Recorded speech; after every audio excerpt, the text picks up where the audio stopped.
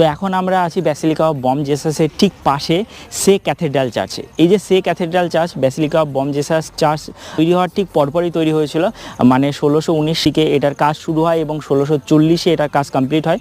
17th সেঞ্চুরিতে সবথেকে বড় church এটি, হোয়াইট কালারের। পেছনের সাইডে আছে এটার মিউজিয়াম, যেটা সংরক্ষণ করছে আর্কিওলজিক্যাল সার্ভে অফ ইন্ডিয়া, এবং এটা বৃহৎ বড় চার্চ। এটা world heritage site of churches in Goa, মানে ওয়ার্ল্ড হেরিটেজ সাইটে, মানে এই চার্চের ওয়ার্ল্ড হেরিটেজ সাইটের মধ্যে পড়ছে গোয়ার।